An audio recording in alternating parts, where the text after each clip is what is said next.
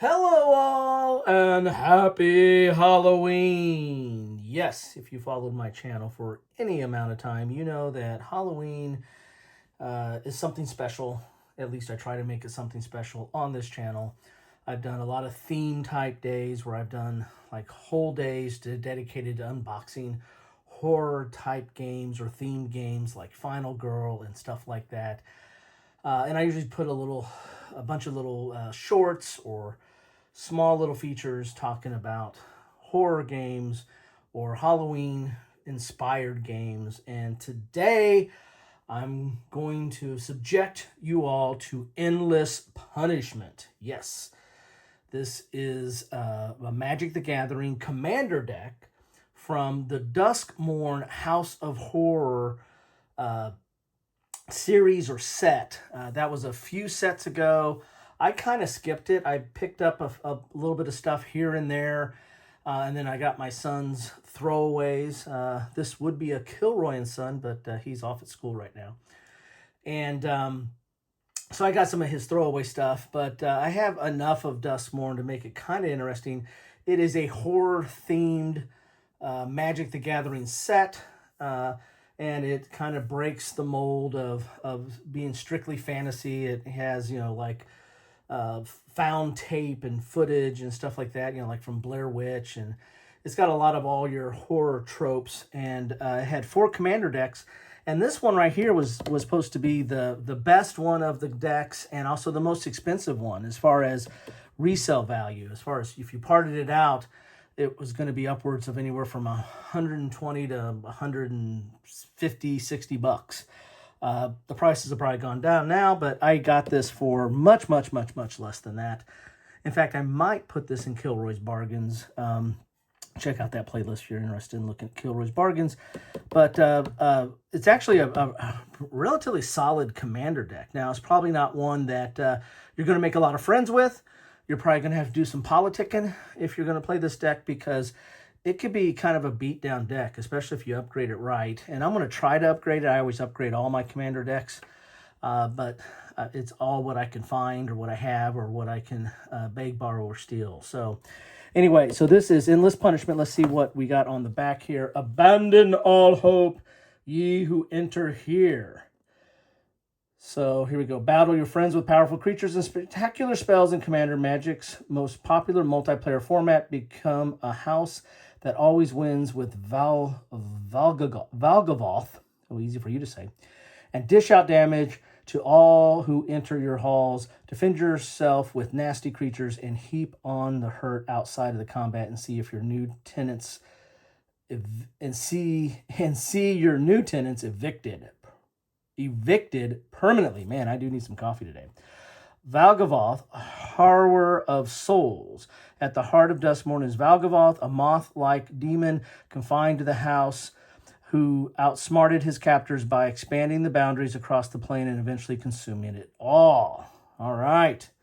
We also have some arch enemy play here too. I think that was something that might have been introduced in Duskmourn. A lot of times the commander, a lot of these sets do introduce little kind of variants on how to play, and so we'll take a look at that when we get in here. But let's crack open this box and see what we have for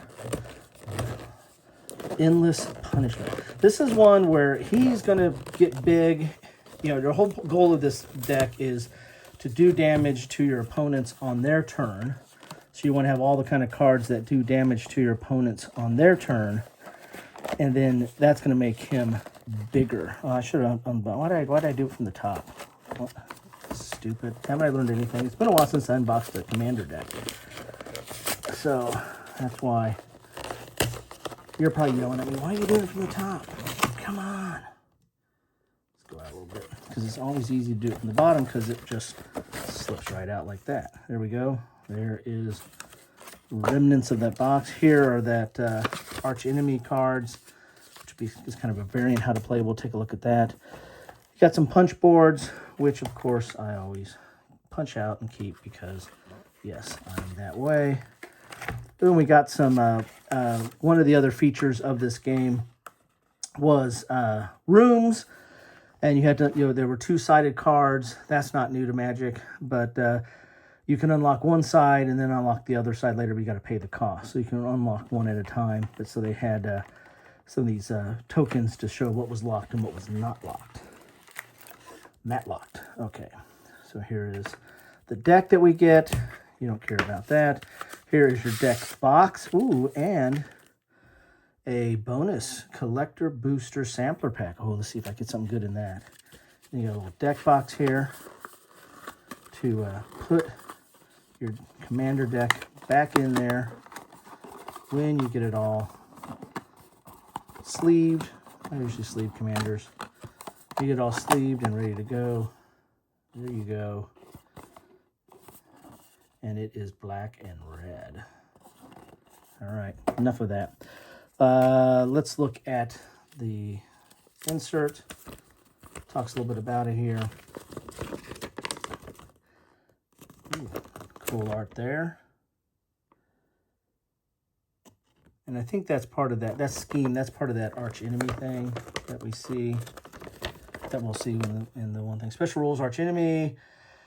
Where a team of 3 players face off against an all-power arch enemy player. Okay, so it's going to be 3 against 1 here. Kind of like an old dungeon crawl. There's your commander rules. And there's Valgavoth, Harrower of Souls. So you can put a pause there if you want to read that. But there you have that. And here are the archenemy cards. Take a real quick look at those because we can. Come on, get to the deck. Well, this deck's been out, so you've probably seen it, but I thought I'd do something for Halloween. So these are schemes. So I wonder if the arch enemy is able to play these and kind of mess with you.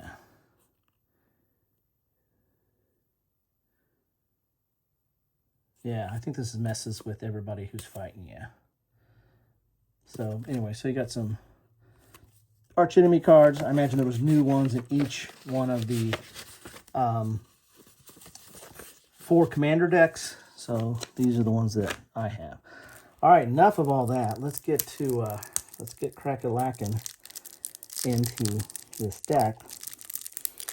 And I cleaned up my game room to get ready for some company coming over from overseas, and put all my knives and accoutrements all the way. All right, so there is Valgavoth right there. So not too high a cost, 4-drop, and flying and ward. So you got to pay 2 lives. So built-in protection, flying, and whenever an opponent loses life for the first time during each of their turns, put a +1/+1 counter on Valgavoth, Harrower of Swords, and draw a card. So not only does it get bigger, but it draws cards. So it's a card draw machine. So let's get in really tight here so you can see what cards are in this deck. That's Valgavoth. Got a little bit of glare going on there, sorry. And then the cards in this deck. All right. So another card is that the backup commander is Lord of Pain, and really plays pretty good with the theme of Valgavoth. It's got Menace. Your opponents can't gain life.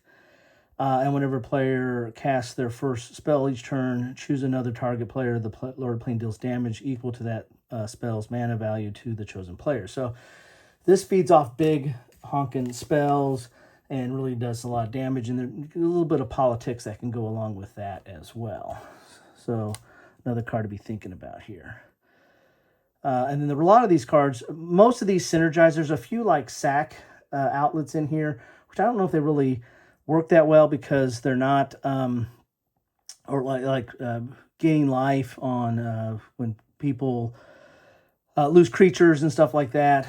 I don't know if that really fits into this deck as much as you want to do damage. You want them to take damage on their turn that beefs up your commander.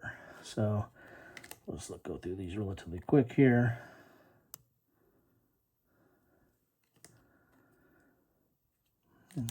Some land cards there.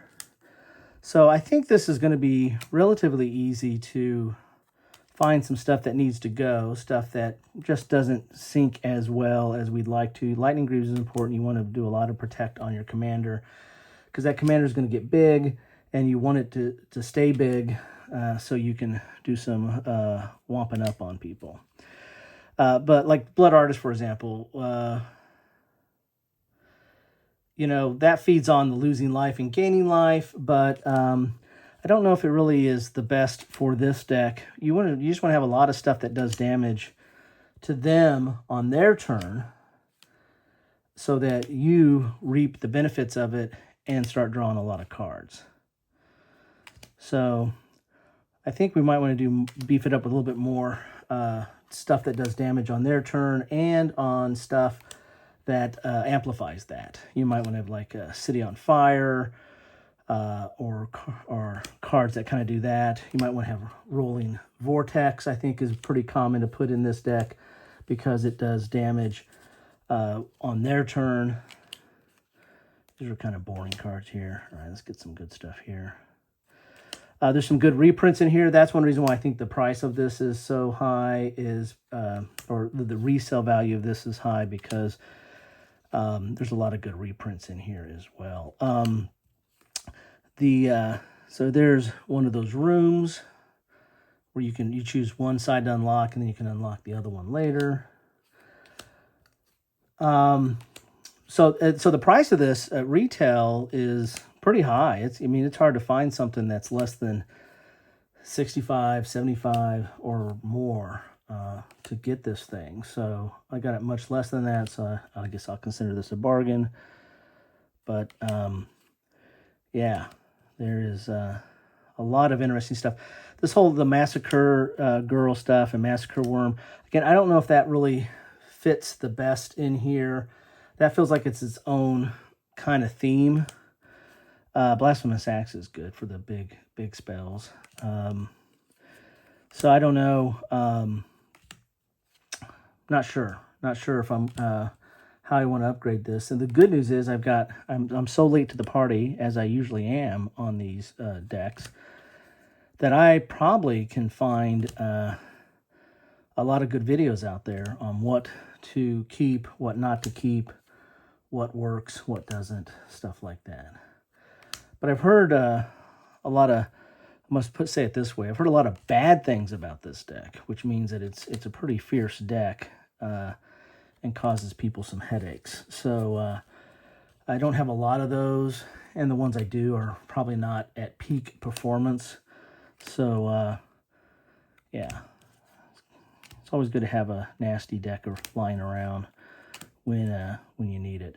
Lands, I think the Commander is doing better with lands. They're not just doing a bunch of tap lands, but they're still throwing a lot of stuff in that's probably not optimal, that you might want to just consider a basic land than something that is slow or tapped, which is slow, right? So anyway, stuff sliding off there. And then we're going to get into the basic lands. There you have it. You got some tokens here. A lot of devils. And Scarecrow. We got some Scarecrows here. Okay. I don't know if there's any Scarecrow cards that create Scarecrows, but we got a lot of Scarecrows. So I don't know what to do with those, but I got them. All right. Now, let's see what the bonus stuff I got. Let's look at this bad boy and see if I got something awesome in here, which I probably didn't. Kind of defeatist sometimes. All right, here we go. That's not it. We've got a Reluctant Role Model. All right. Foil. And Shrewd Storyteller. I might have those, don't know. As I said, I didn't collect a lot of these. So there you have it. That is the deck for Commander deck for Valgovoth. Golly, I really have trouble with that. Interesting deck. Love to know your thoughts on it. Have you played it? Have you played against it? What do you think? Love to hear from you. Give me some thoughts and suggestions on how I should upgrade it. By the time I'm filming this in towards the end of September, so I'm going to post it in October on Halloween. So I might have already built it by then, and I might have yet another video today, maybe even yet, that talks about it. So we'll see. Let me know. Let me know nonetheless. Take care.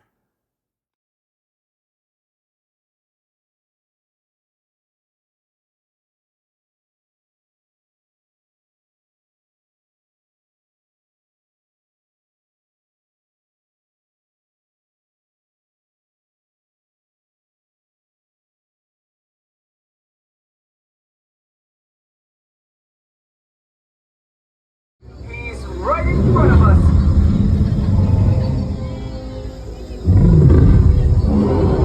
This cannot be good.